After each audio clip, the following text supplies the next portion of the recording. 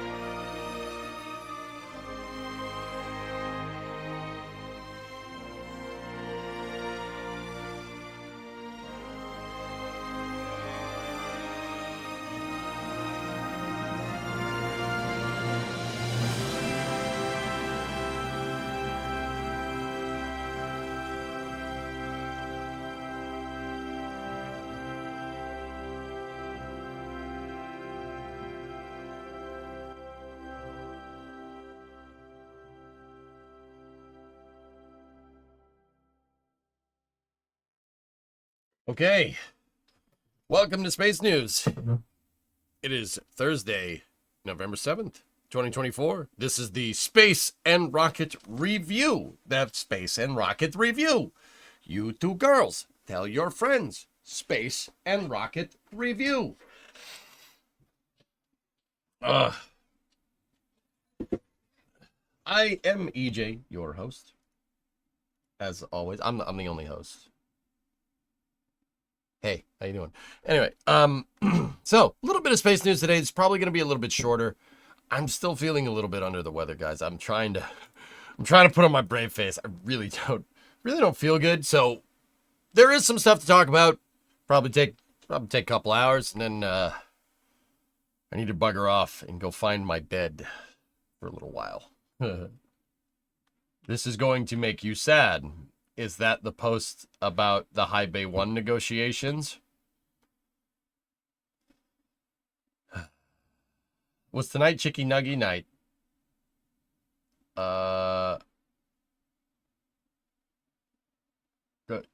Every night is Chicky Nuggy night at EJ's house. Yeah. You are indeed hosting Wellbeing EJ. Yes, I am here. So, all right, let's get to it. Couple of interesting things out there. I'm going to try to do the quick stuff first, as always. I'm not sure if any of these are short, but here, hold on. Let me open the door and get some air in here. Do I have the Spaceflight Now thread? Yes, I do. Yes, I do. So I guess we can start here. Let's go. So, this is coming from that was Flag Talk at Titusville. This is Charles Boyer here. Blue Origin was granted water deluge permit at LC-36 in Florida. New Glen can now legally be launched after the Florida Department of Environmental Protection issues a permit. Static fires are also approved. This is coming, yeah, it's coming from Talk of Titusville.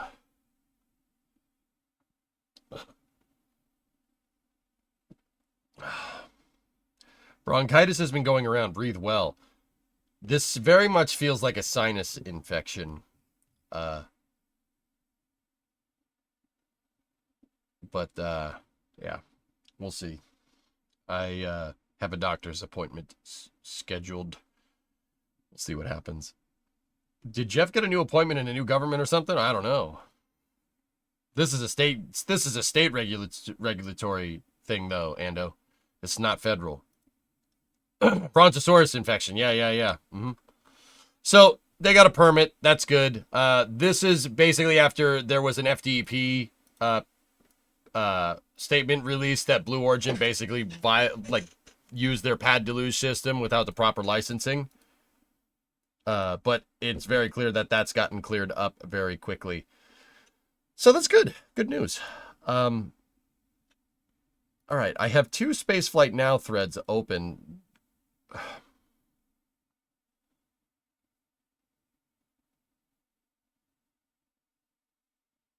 Yeah, I'll desert. Whatever's going around sucks, man. I'm trying to see if there's quick stuff. That's quick stuff, but it is pretty funny.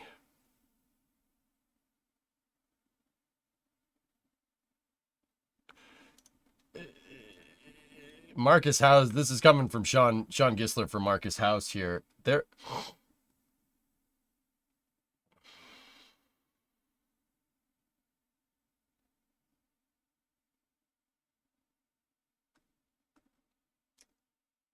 Okay.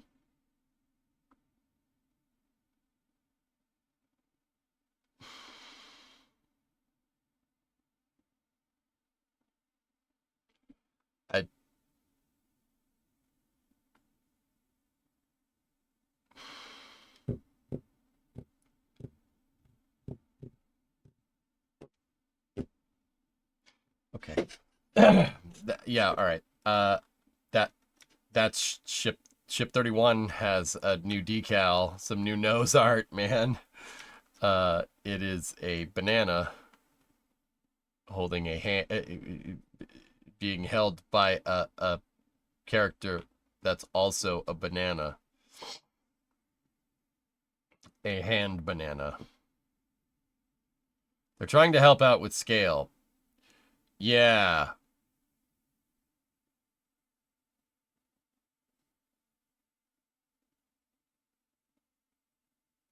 Okay. Ship 31 is close to being finished. Close to being ready to go. They wouldn't be doing nose art and stuff like that if they weren't. So, anyway, cool. Discovery, go at throttle up. Let's go. You know what? All this here, let's get this one. So Agile Space Industries. Agile Space Industries is going to build Tulsa Space Test Center, creating a world-class space engine testing facility and a magnet for space industry growth in Tulsa, Oklahoma. Agile is working on building test stands in Oklahoma, where the rocket fires on the stand. Cool.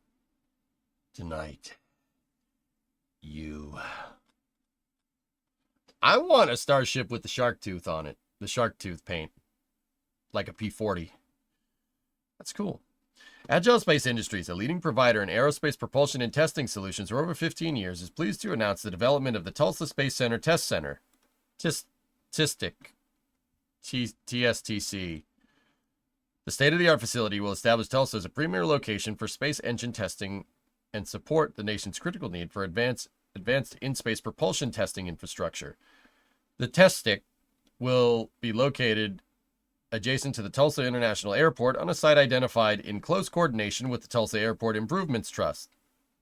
As a world-class testing hub, TSTC will support NASA, commercial space companies, and the Department of Defense by providing advanced in-space rocket engine testing capabilities. There's a critical shortage of testing infrastructure for in-space propulsion systems, said Chris Pearson, CEO of Agile Space Industries. We are committed to building an advanced testing environment that can meet the evolving demands of national defense and commercial space missions. This investment not only addresses the limitations of existing facilities, but positions Tulsa as a magnet for wider space industry growth and innovation. Space has become essential to the global economy, valued at over $600 billion annually and projected to exceed $1 trillion by 2040, noted Jim Bridenstine, former NASA administrator and managing partner of the Artemis Group. The Artemis Group. Discovery, go at throttle up.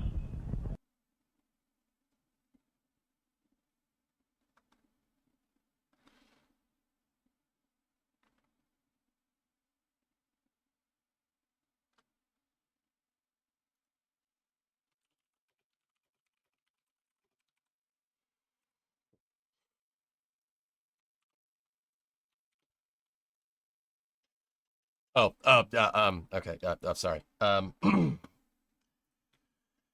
The former NASA administrator and managing partner of the Artemis Group. From banking to national security, America's infrastructure depends on space. The Tulsa Space Test Center, supported by Tulsa's robust aerospace workforce and strategic infrastructure assets, will attract further investment and growth to the region, creating high-paying jobs, boosting the local economy, and establishing Tulsa Space Park that will drive future space innovation. Nah, do it. No, I'm not doing that.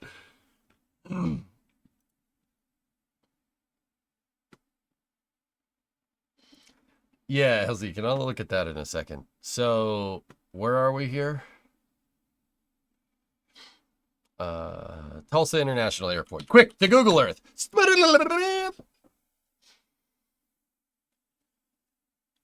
Tell him come back, please.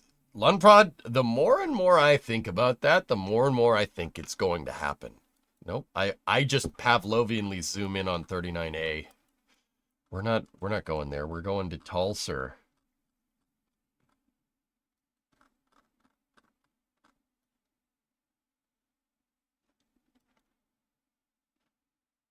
Maybe over here, perhaps? Burbaps? Whoa. What's this?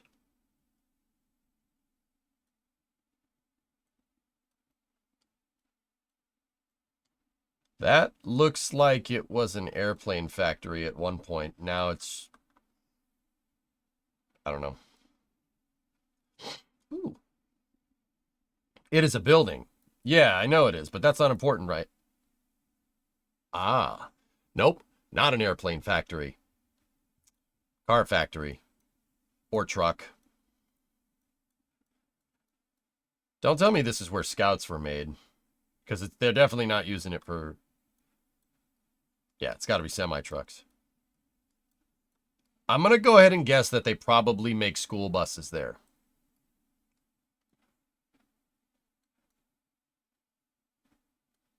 Magnificent desolation. Yeah, I'm gonna go out on a limb and say they make school buses. Or am I going out on a gym? Yeah, I'm gonna guess they make school buses. That's cool.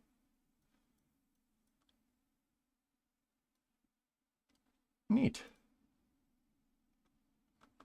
They look like a million little cigarettes from there. Yeah, right. It looks like, though, that this had access to a ramp. It looks like this was used to make airplanes at one point. I kind of want to do a dive into that to see, but let me just look around. I've never actually just bothered to go and look at Tulsa before.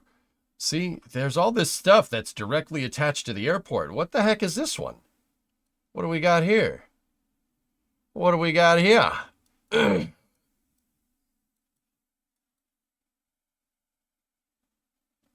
Fort Windstar. All right. Let's go.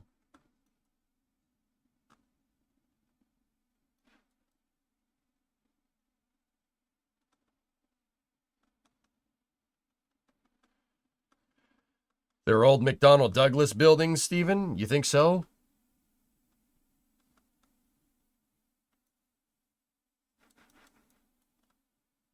All right, there's a sign over here. Let's take a look.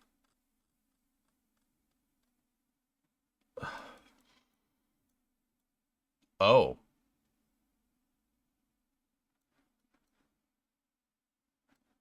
Looks like an American Airlines maintenance facility. I know. I live here. There you go, man. Actually spent some time in Northeast Oklahoma a little while back.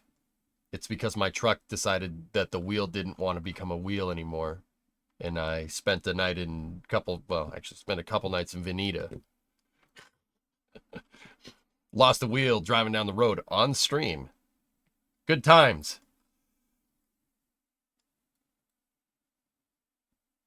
Yeah, they're getting a rocket testing facility. It's all ex Air Force and ex McDonnell Douglas. I was gonna say, dude, this very much looks like an airplane factory, usually along row, and it's connected. Like the fact that all these industrial buildings are connected right to the runways, you know.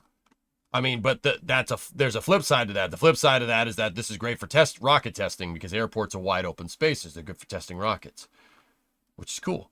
Thanks for letting me know, Steve. Appreciate it. You're 16 Sierra on Twitch. Oh, okay. Well, yeah, thanks for letting me know. I don't know if chat knows your joke. Yeah. Is Jim a lobbyist now? I don't know.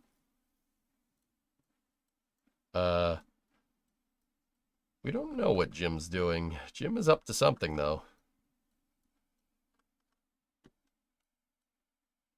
Yeah, up here. He is a registered lobbyist. Interesting. They made C-17s here, Steve? Oh. Jim was here today? Oh, word. Cool. Yeah, see, this is definitely ex-manufacturing. Like making planes and whatnot.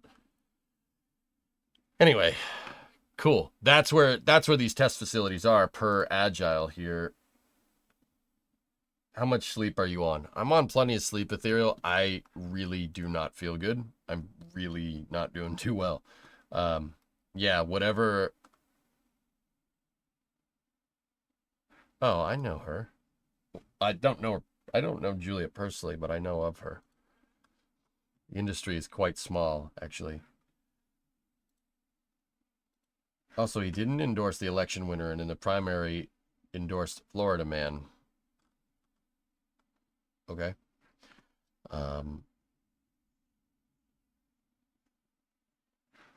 Recognize anyone on the company's leadership team.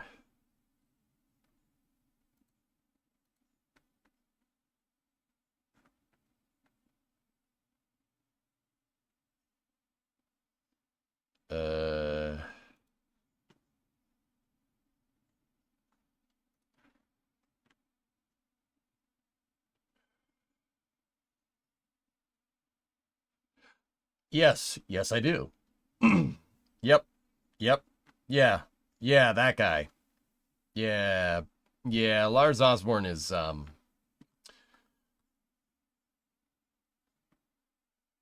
Charlie Garcia from BPS. That's funny. NASA has opened up internships for construction of a building that is going to be used for gateway testing. Interesting. Yeah, you wouldn't think Oklahoma, right? But here we are. Does that guy have a bleached blonde mullet? Okay, that guy is my hero now. I just thought I'd let everybody know. Yep, that's pretty awesome.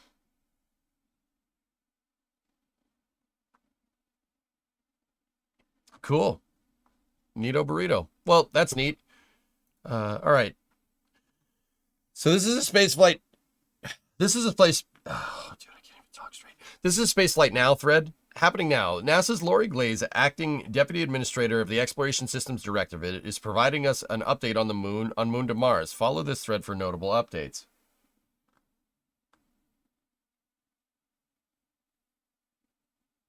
This update is coming during the second day of a 2-day Mars Exploration Program Analysis Group meeting. Unsurprisingly, Glaze says Artemis 2 is still targeting launch in fall of 2025. Moving to updates on various Artemis missions, Glaze starts with the slide on the Artemis 2 flight.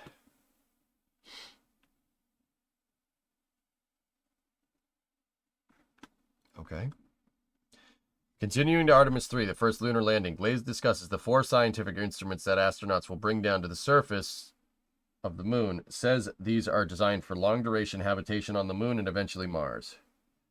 Lunar Environment Monitoring Station, Lunar Effects on Agricultural Flora, Lunar Dielectric Analyzer, and the Artemis Lunar Laser Retroreflector. Nice. Another Artemis Lunar Surface Package Experiment. Can we still call it ALSEP? Can we do that? That's cool. In this slide, Glaze shows some of the progress made towards Artemis 3. She says Jet 5 is the joint EVA and human surface mobility test team.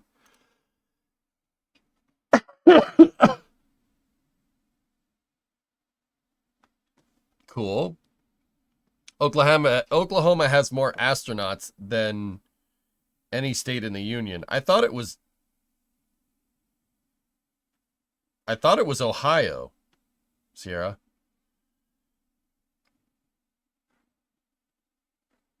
Yeah, there's the landing spots there. We went over that. And moving to Artemis 4, Glaze points to the so-called jack and set of the Mobile Launcher 2, which will support SLS Block 1B. Cool. Yep. They're going to get the crawler transporter underneath it. When the base is finished, they're going to lift it up and they're going to set it down on its mounts, the launch pegs. Not on the pad. There's a set of launch pegs just north of the VAB.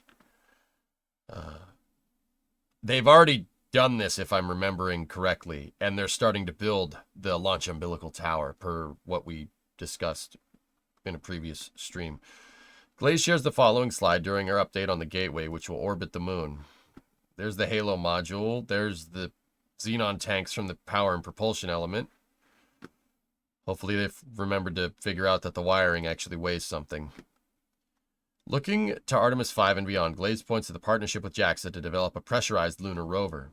Says there is hardware in development for Artemis 9, pointing to the winding and work by Northrop Grumman for the solid rocket boosters for that mission. Cool. Why is New Shepard on there? The B7 lunar engine. Oh, okay, I get it. BOLE composite case windings. Cool. The ESA lunar refueling module. Interesting. Oh, sir, rude. Wiring weighs something. Yeah, I know.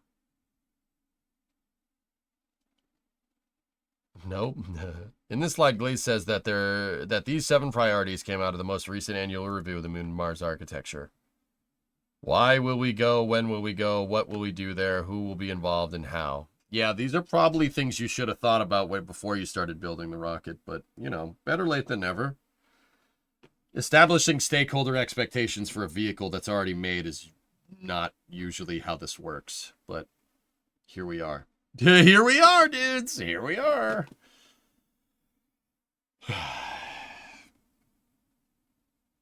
Also, answers like that don't really, that's nothing. What does that mean? What's Mars science priorities? Be more specific. You want a more concrete schedule, you got to be more specific than Mars science priorities.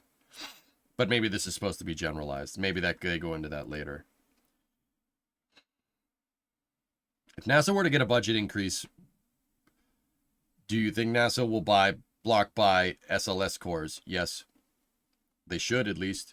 The contracts need to be renegotiated, Trey, and optimized for 4 launches a year. You don't do that, SLS is going to die by the end of the decade. Because there's no point, because Starship. And I don't think that... I think right now, SLS is retaining... People aren't calling to get rid of it because it offers capability that Starship doesn't have right now. So... in order to make it relevant into the next decade, you probably want to establish a capability that Starship doesn't have. Or at least be match capability with the architecture. You don't do that, yeah, it'll be really easy to pick it off, and I don't want that to happen. I think the program needs to expand if we want to keep long-term sustainability of our space program. Right, I've talked about this before. I don't want concrete. I want fondag. Yeah, right. Glaze says among the challenges of exploring Mars will include substantial power generation, establishing robust communication systems through laser communication systems, and figuring out better dust mitigation technologies. Says they also need to focus on planetary protection. Yep, okay. Interesting.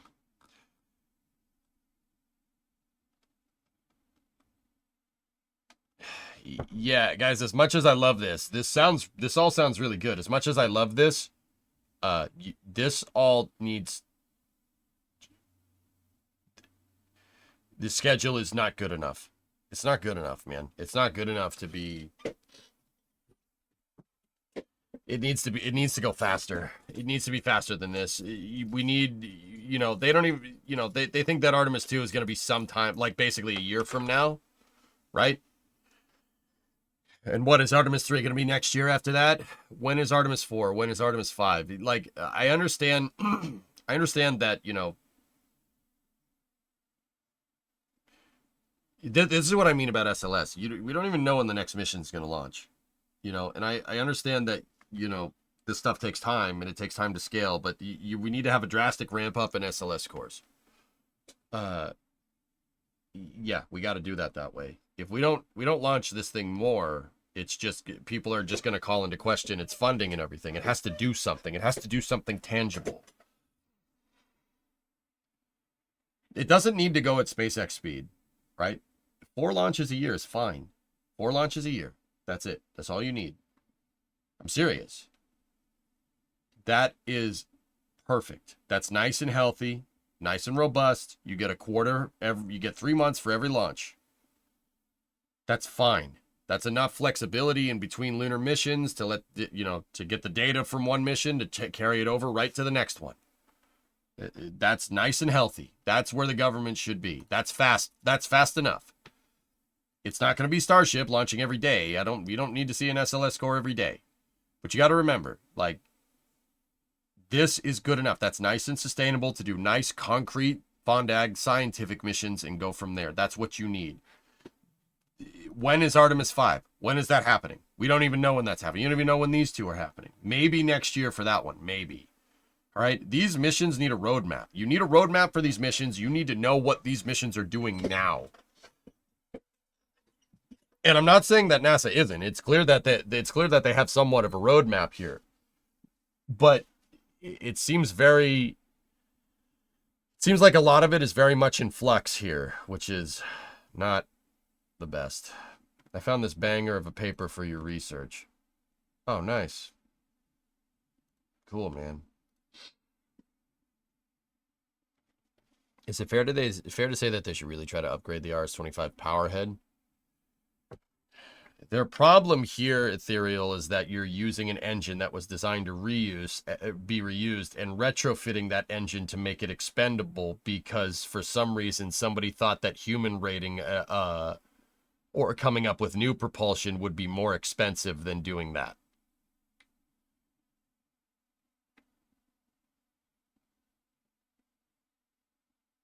That's like having a Ferrari and saying, I want my two-seater Ferrari to seat 4 people. So I'm going to, instead of just building a new car, I'm going to redesign my Ferrari to have 4 people.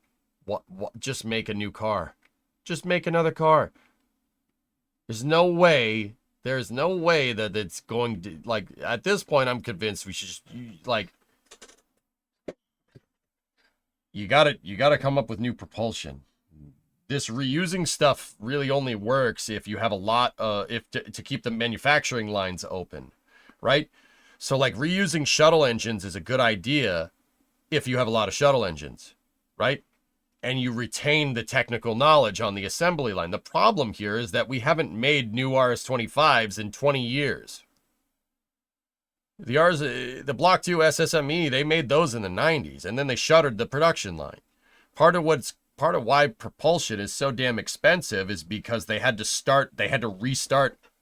They basically took Aerojet Rocketdyne took the RS-68 assembly line and then retooled the whole thing for RS-25s, a significantly more complicated engine.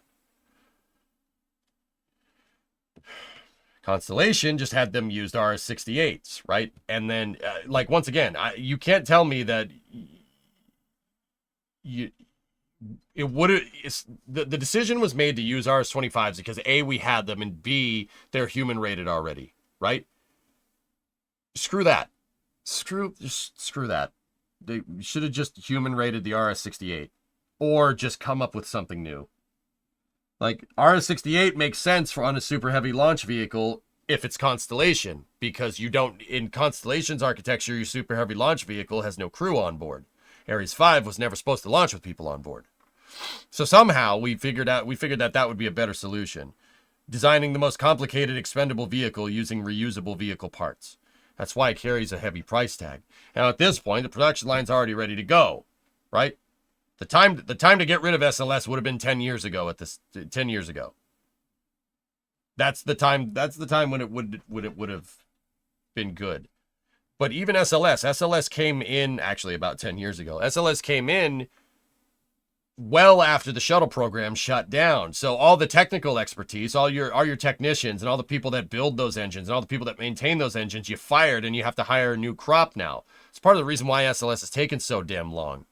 You know, it's a shuttle-derived launch vehicle, but they got rid of all the people that worked on the shuttle. And when they were trying to make shuttle-derived launch vehicles to retain your technical and industrial base with Constellation, and they got rid of that too. So they fired everybody, and basically you had a bunch of hardware, and you had to start from scratch with your technical expertise, which is stupid. But whatever. At this point, the production line's already open. We already paid billions of dollars to reopen it. Now scale it.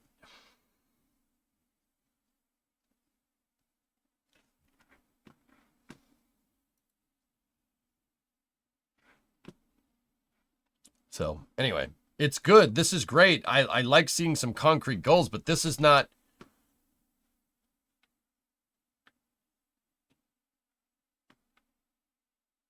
When will we go? Initial human Mars segment cadence. What will we do there? Initial human Mars targets. Like, I don't know. Did you see last? I will now. I know money doesn't solve everything, but if NASA had all the funding it requested, do you think they could ramp up to 2 SLSs a year before 2028? It's not money, Def. It's renegotiating the contracts. SLS development on the core stage and on the SRBs is largely finished. The time development on those is pretty much done. Okay. The remaining development that should be happening should come from what you learn from mass production, i.e., they need a block buy at a fixed price for SLS cores. Right? So the contracts need to be renegotiated. SLS, at least the core stage, the SRBs, they need to move off of a cost plus contracting structure and into a firm fixed price structure, because now you have a good idea how much one of these cores is going to cost because you built a couple of them, right? That's really what's needed. That is ripping the Band-Aid off, though. Like, that's a hard, like I said, just renegotiate the contract. That's a hard thing to do. There's a lot of stipulations, a lot of suppliers, a lot of things that go into this. That is the elephant in the room. That's what you have to do. And then take the development, that extra development money for SLS, and that needs to go right to the EUS, right to a 10-meter fairing, and right to the 1B variant. The 1B variant should be tested, the EUS should be fabricated and made right now. There's nothing. What do we have? In fact, that is suffering from a huge knowledge vacuum, because when's the last time that NASA or Boeing made an upper stage? Never. So there's a huge technical expertise problem. There's a huge knowledge gap. There's a bunch of people that want to work on the EUS, but A, they don't have the funding, and B, they don't know what they're doing. And that's not my opinion on things. That's what the Government Accountability Office said. Or the OIG, excuse me. So, yeah, the development money needs to get away from the core stage. The core stage is finished. All right? And then that needs to move to upper stage and 10-meter fairing procurement, so we can start launching cargo with SLS if needed, and get the Block 1B variant so Orion has payload capacity to move something useful to rectilinear halo orbit instead of just the capsule. You know what I mean? The EUS is currently in structural test article manufacturing. Not good enough. Spaceman, if Artemis 4 is going to happen anytime soon, the EUS should be more complete now than anything. Artemis 4 seems like a long way away. Well, first of all, NASA doesn't know when that's happening. They have no idea. They couldn't tell you, you know. Right? They don't know when that's happening. Right? We might know when Artemis 3 is happening, and this is the problem here. When is Artemis 4? When is that going to happen? How far, what's the gap between 3 and 4 here? 2 years, 1 year, 3 years? What are we talking about here? If this happens in 2025, this is maybe in 2026. What's this? 2027? 2028? No. Well, I mean, guess what? Even if it is 2028, that's right around the corner. That is not a lot of time. That stage needs to be done now. It needs to be done now. Sorry. I'm sorry to say it.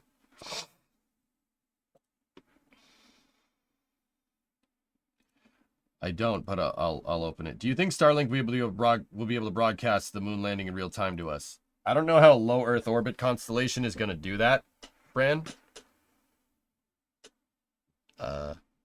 No, you're going to need something else. Don't worry. Intuitive Machines is working on building a lunar communications network. Yep.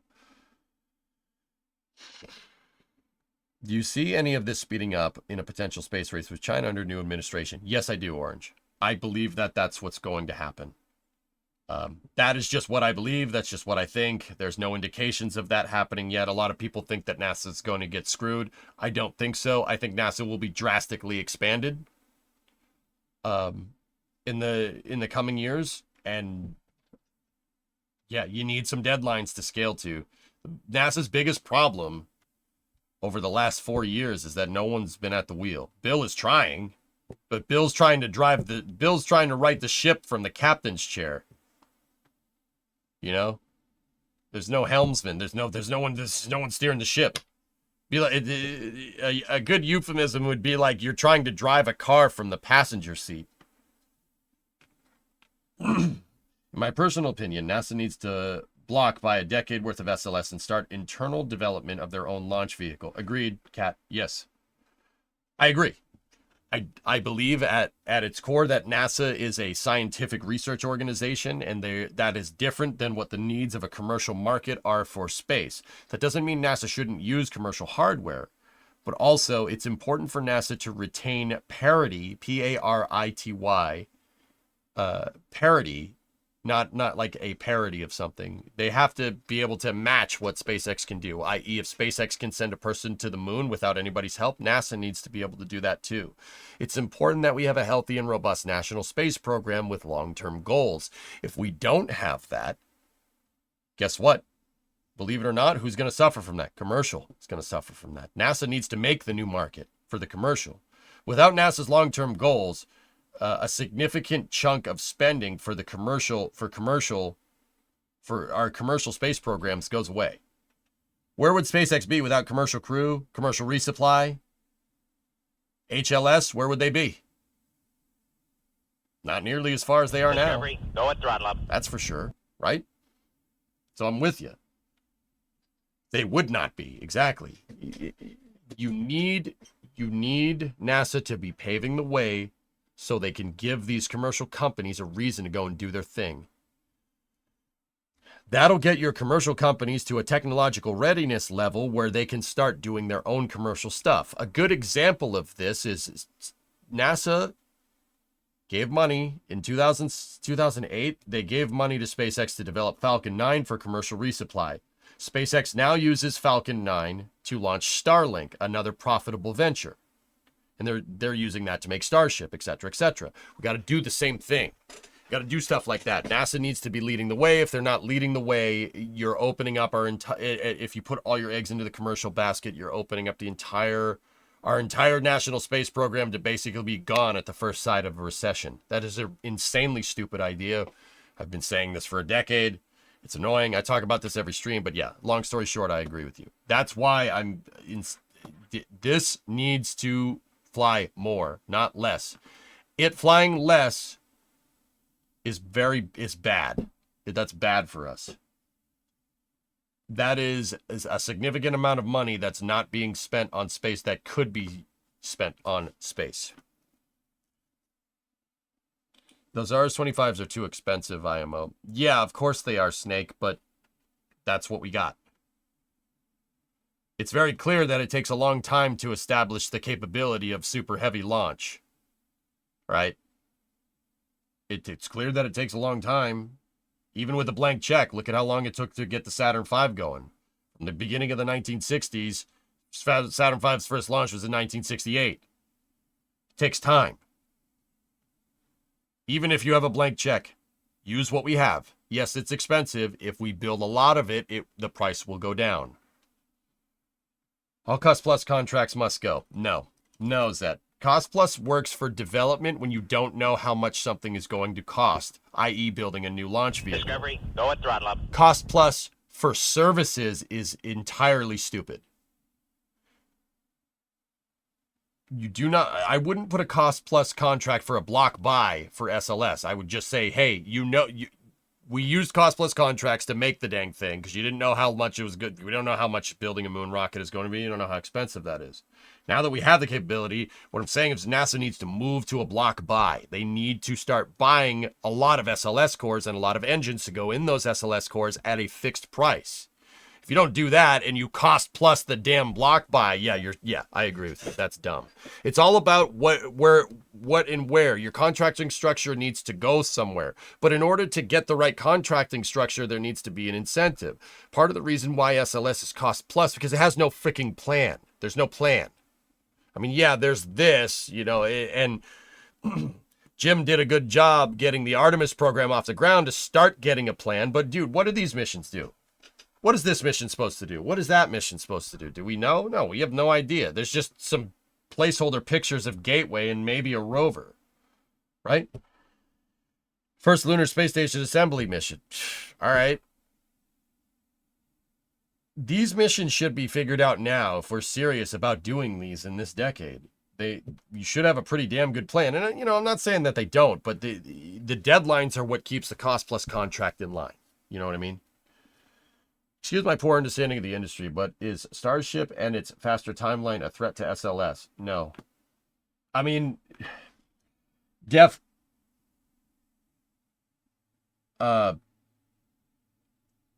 Yes, it is. The reason why I said no is because my brain isn't working very well. It is. We're coming to a crossroads, dude. I would say that Polaris 3 is the crossroads. NASA right now has a capability that SpaceX does not. NASA can send someone beyond low Earth orbit. SpaceX cannot do that. Right? When Jared Isaacman gets in the first Starship and launches on Polaris 3, Starship will have a crew rating. When Starship has a crew rating, what is the point of SLS? What's the point? What's the point? There is no point. If SLS is still floundering when that happens, and if I had to put my money on it, I say that's happening in 2028. If SLS is still floundering when that happens, there's no reason for it. If NASA gets to that point, we are screwed. That is because then there's no point in SLS. Now, I know what people are going to say. Well, that money can just go to SpaceX. No, that is not how that works. All the money for the Constellation program, by that logic, should have gone to SpaceX in the first place. That people who say, I want to cancel this NASA program, right? We will just take the money and put it over there. Don't know how procurement and funding works in the government sector. The second you cancel that, it's gone. And it's not coming back unless you have a new plan. That's billions of dollars less spent on spaceflight. I don't give a frick what anybody says. That's bad. Anybody that calls for canceling SLS is crazy. And anytime somebody tries to propose that in here, well, I think they should cancel SLS. Yeah, no. So you want to defund NASA. That's a great idea. Not.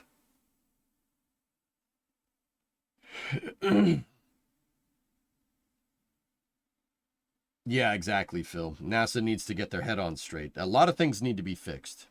But, yeah. Except if Congress has something to say about it. What does that mean? What does that mean if Congress has something to say about it? I don't know what that means.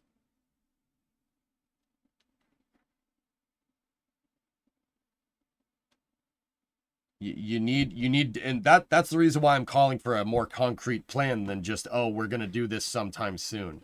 You need to have a more concrete plan. You need to scale. NASA needs to scale. They need to scale because SLS needs to be useful by the time Starship happens. And here's the thing, guys. I'm not just pulling this out of my tail. This isn't something I just kind of conjured up. Dude, there was a National Academy of Sciences paper that came out probably about a month ago at this point that basically said the exact same thing.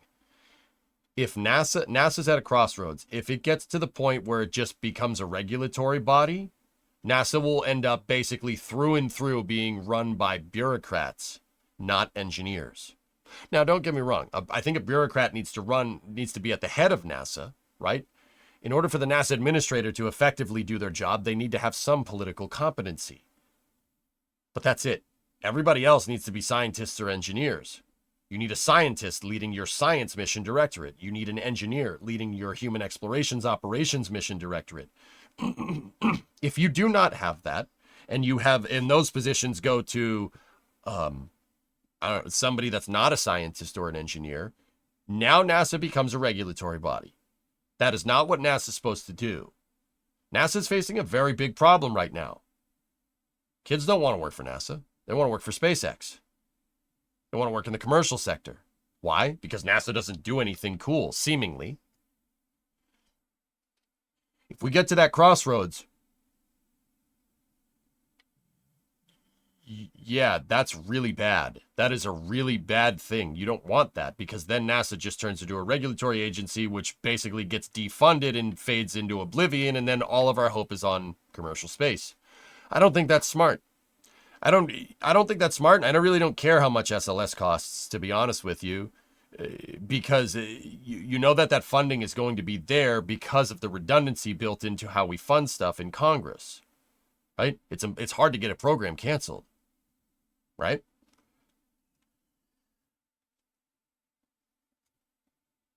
Yeah, Baron, right. This National Academy of Sciences paper basically says that NASA is facing a gigantic brain drain because if you just commercialize everything, there's going to be no NASA left. There's just going to be a husk of NASA, and a husk of NASA is not good for spaceflight. That's billions of dollars less being spent in the aerospace industry, and that's not really smart. Ugh. Oh, Jesus.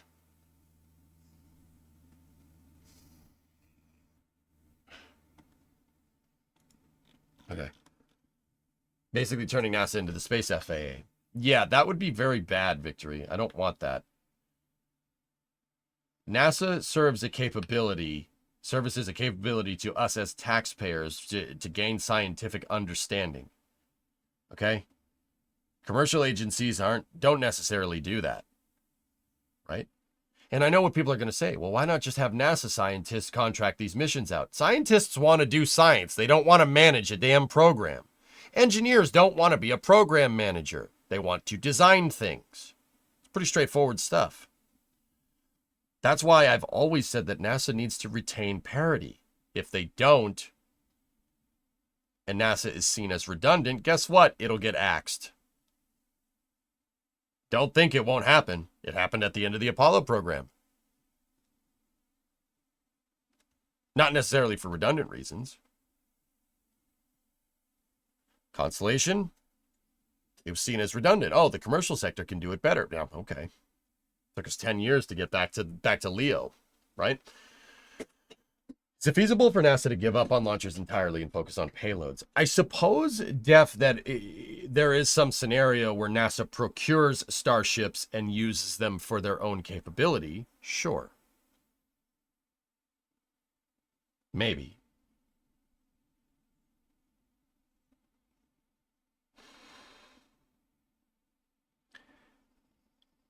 You want to work for the commercial sector of SpaceX. I understand your worry. I don't work for NASA because I feel like they aren't doing anything fast. SpaceX is a goal that you could see progress. Yep. Can NASA be tasked to do things that commercial cannot do? They should be, Lord, because they're a scientific organization. They don't necessarily need to be doing things that are profitable. And in that regard, having their own launch vehicle in parity makes it so the missions can be supplemented by commercial. But you always have that redundant capability. You always have that capability yourself to do missions for science, right? Last for the answer to your question that you asked. The Constellation mission was resurrected by Congress, and Viper might be also. No, the Constellation was not resurrected by Congress. SLS is a completely different program based off of the recommendations of the Augustine Commission. It is not Constellation. It'll never be Constellation. It's not even close. You know, you could say that isn't SLS just Ares 5? No, Ares 5 was a 10-meter core diameter. SLS is 8.4. Hey, Atticus, what's going on?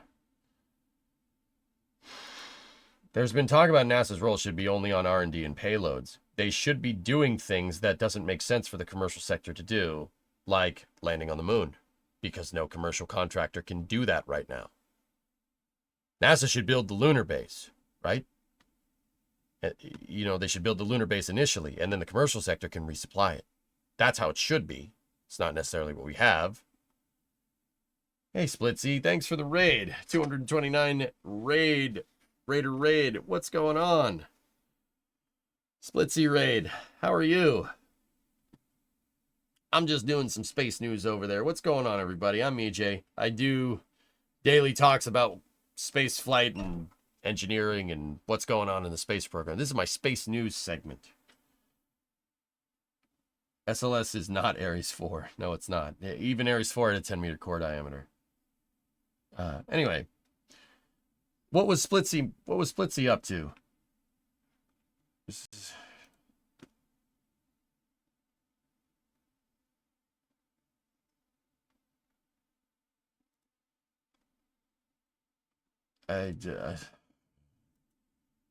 Doing well. Only intentional stationeers explosions this week. Cool. Splitsy has the water. The water and the water expansion for stationeers. I have yet to do that. I'm busy with Satisfactory right now. I gotta go check it out. But yeah, guys, if you want to see some good stationeers gameplay, go watch Splitsy. Splitsy's good people. You're on Venus, you don't have enough yet? Yeah, yep.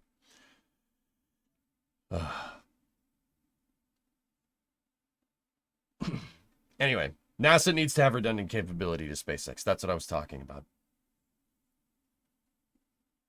But anyway, Splitsy, thank you very much for the raid. I do appreciate it. I don't feel good right now. We're going to talk a little bit more about space, and then I think I'm going to go throw up. Yeah. Blowing up his Venusian chocolate factory. All right. There's never enough on Venus. Marathi, yeah. A lot of my Stationeers playthroughs I just ended up doing on Mars. A little bit easier. There's people over in my YouTube chat, Splitsy, that say they used to watch you play Space Engineers with Wasted back in the day. Nice. Day 2 of asking EJ to sync the 2 landing videos of Starship. Splitsy says, yep, still does that, Yannick. That's cool. Right on, right on. Any news on who Private Division was sold to? No, nothing. But yeah, this is something we talk about all the time. These missions need dates, and SLS needs to be scaled up. Because once again, Crossroads. Starship gets a human rating, there's no need for SLS. Do you guys want to see the VAB get abandoned? I don't. Speaking of that, we'll pivot into the next subject here. This is coming from the Bergenator over at NSF. NASA confirms negotiations for the commercial use of High Bay 1 in the vehicle assembly building have ceased. It was understood SpaceX was interested in using High Bay 1 for Starship Kennedy Space Center operations. SpaceX Roberts Road is set to expand and include megabays more than Starbase, but that's a while away. It'll be interesting to see what SpaceX plans to do for Starship launches from the East Coast, even if they initially ship vehicles from Starbase. NASA's Kennedy Space Center in Florida released an announcement for the proposal on August 22 for private companies interested in using High Bay 1 in the VAB for assembly, integration, and testing of launch vehicles and spacecraft. NASA selected a company and held discussions over several months to define the terms of use, but no agreement was reached, and both sides have agreed to cease negotiations.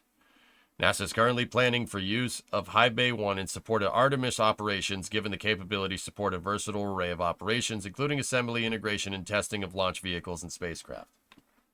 So, my Starship VAB theory is out. Yep, that's out. What's Stationeers? Stationeers is a engineering game that's made, Trey, it's made by the same people that are working on that Kitten Space Agency game. It's made by RocketWorks. It's a really fun game. It's a game where you basically go and survive on planets, but you have to really, the granularity for the engineering in game is really well thought out and stuff. Like, you want to make a life support system, you have to know how pneumatics work. You want to make plumbing, you want to make a swimming pool or something on Mars, you best understand hydraulics. There's electrical systems that you have to wire. You have to know code to get some of the systems to work. It's a tough game to play, dude. Very fun, very rewarding, though. Happy Friday. Port, it's Thursday. NRO is going to town with Starshield.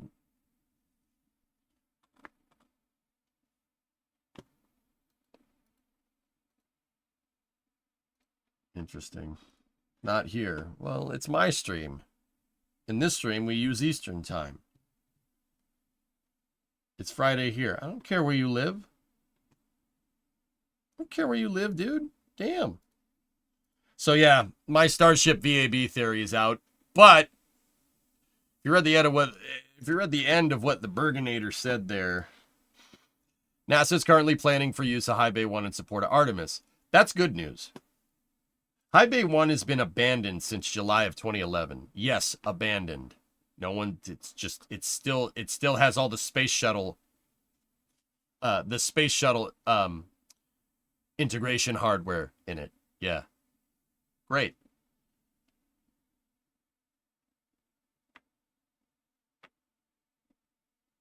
So, that's cool.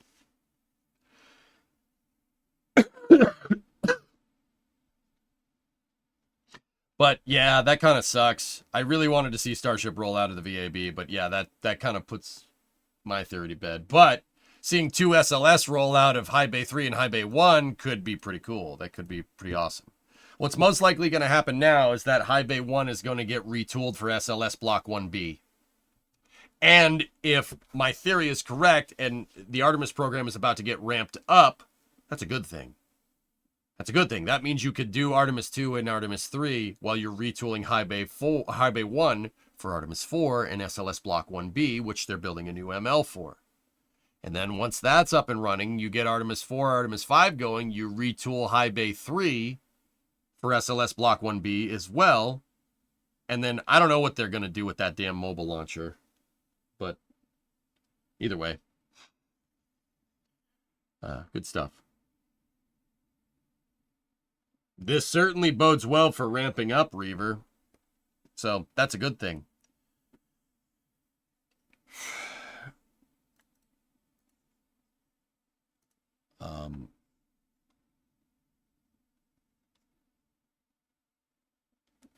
Just got back to LDR for Artemis stuff. NASA's timeline is getting a little bit more robust for the Artemis mission, Super, but also at the same time, it's still not conclusive enough for my taste. Like it needs to be. They need to. Let me put it to you like this: the short story is that they need to be launching 4 SLSs a year, starting basically in 2028. You need to ramp to that. You don't ramp to that, Starship is going to make SLS redundant. SLS needs to be up and established and cost effective before Starship gets a human rating. If SLS is floundering and Polaris 3 comes around and Starship all of a sudden becomes human rated, what the hell is the point of SLS in Orion? It's going to be very hard to justify them at that point, especially if they carry a heavy price tag. That's the short story. They could retool ML1 for the EUS, I guess. No, they can't. It won't be able to support it.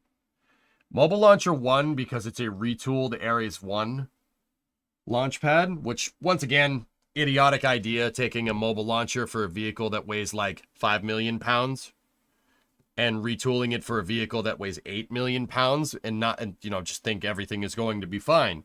Mobile Launcher 1 cannot support an SLS Block 1B on it. That's why ML2 is costing so much money.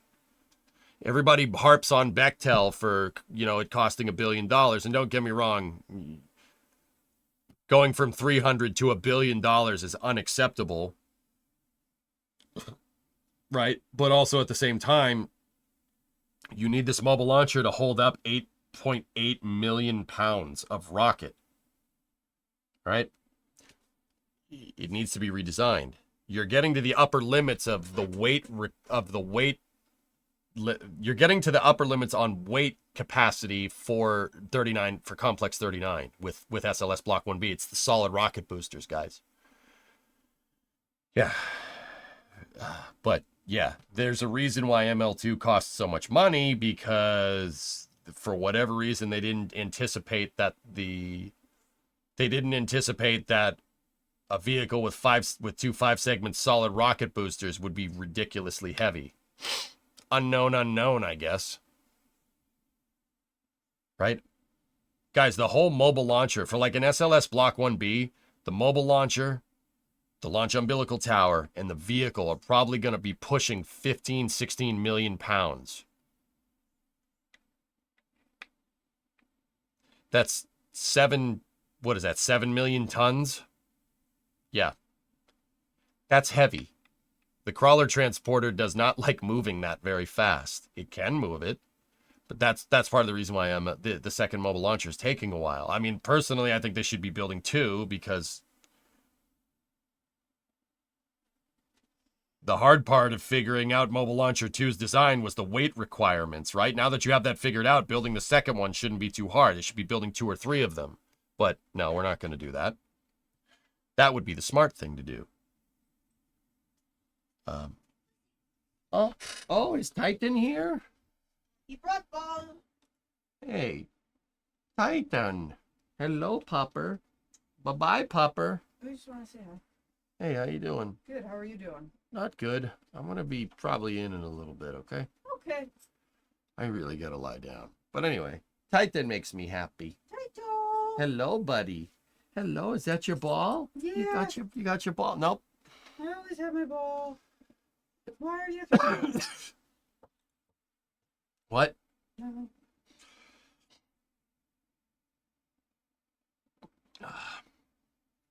Pat says hi. Hi, Pat. Could the concrete base of LC39 start cracking? It's not necessarily no. See, Bree knows. It's not Trey. It's not necessarily pad A or pad B. Bye, Bree. I'll see you in a little bit. Love you. It's the crawler way, and the crawler transporter. Do you think the development of Starship in-flight refueling will be slow? No, Brand. SpaceX will probably have that figured out in like 4 or 5 months. Yeah, they'll probably have it figured out by spring of next year. I'm serious. Figured out and demonstrated.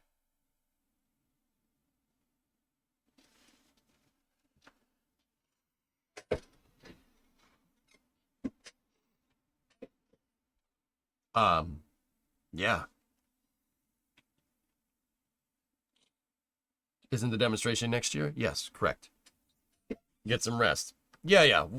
We'll go. I'll basically go to the top of the hour, guys, and then I'm gonna stop. I hope so. Nah, Brand, it's not hope. They will. Guys, okay, Brand, important thing to understand. You know, people are gonna say, oh, what about the FAA? What about the FAA? What about the FAA? Right? I don't think we got to worry about that, especially given the events from Tuesday. I really don't think we need to worry about that. Now, keep in mind, I don't think the FAA should be deregulated or anything. However, I think they're going to go faster. As we, you know, even having, what am I trying to say? Sorry, lost my train of thought. I think the FAA will go faster because I think they'll give them. I think they'll give the FAA what they need because Elon is whispering in the president-elect's ear. Even if they don't change anything, the FAA's framework doesn't need to be. It's the bandwidth, guys. It's not the regulation. It's the bandwidth. They go slow, so increase the bandwidth. I think that's what they're gonna do. They're gonna have to, especially if Blue wants to launch every day. Right? That's what they got to do.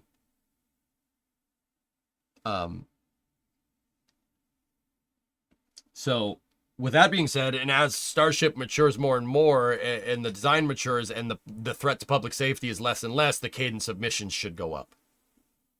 That's what I'm trying to say. Dude, even if they didn't change anything, the licensing will go faster. You know how I know? Even if Orange Man didn't get elected, it would still go faster. The reason why, I mean, well, heck, just as like I said, as Starship matures, it's going to go quicker. Just look at the cadence of missions, the last 5 Starship missions, right? Look at time between them, right? Flight 2 to 3, 3 to 4.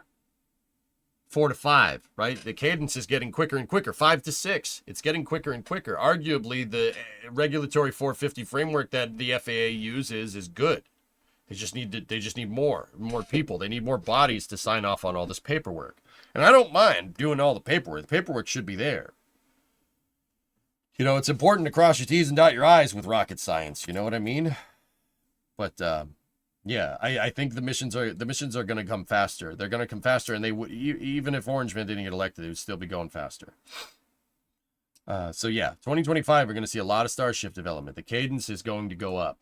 It will go up. You know that SpaceX is working on the Flight 7 paperwork license right now.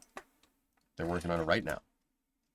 Heck, they should be. If it was me, I would have all the Flight 7 paperwork submitted. I would be working on Flight 8 certification right now. Yeah, seriously. I would be working on the paperwork for the launch license for Flight 8, or have Flight 7 and Flight 8 do the same exact thing and get a blanket license. That's what I would be working on. Exactly, Bran. 1 to 2 was 7 months. 5 to 6 is 1 month. See what I mean?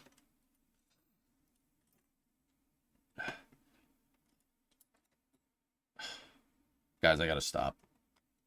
It's freaking killing me. The last bit of news here is that the Raptor tripod stand, a test stand that SpaceX has used for 20 years, is getting disassembled. The Raptor pulse test firing was the last thing. Baron, no more links, dude. I'll do a longer space news tomorrow if I feel better. Yeah. So we heard whispers about this test stand getting demolished after we heard whispers about this test stand getting demolished after that crazy 45 pulse test Raptor firing, and that looks to be true. Yeah, Trey, I know. You look fried. I'm not doing well, guys. I've been soldiering it out here and trying to put on a brave face, but I gotta go lie down. I'm sorry, dudes. I'm sorry about all these short streams. I don't like doing short streams, but yeah. That's gonna do it for Space News, dudes. I hope you guys enjoyed it. It wasn't the best. It wasn't my best work, and I apologize. I'll be back tomorrow. Hopefully, get another good night's sleep and see if I can sleep this thing out.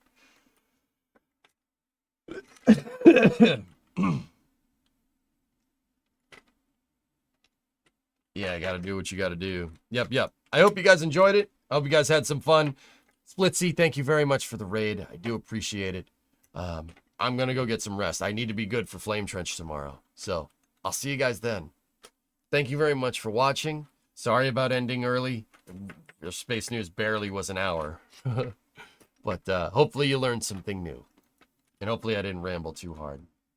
Will you do a Space News before the trench? Yeah, probably. Tomorrow. Yeah, Hellzeek, we'll go over the rest of the stuff that we missed. Have a good night, everybody. I gotta go lie down. I'll see you guys tomorrow. Thank you for watching. Appreciate it, and thank you for bearing with me. Dealing with me. I need to be here, and I know I need to be here, but I also need to lie down. So, I'll see you guys tomorrow. Thank you.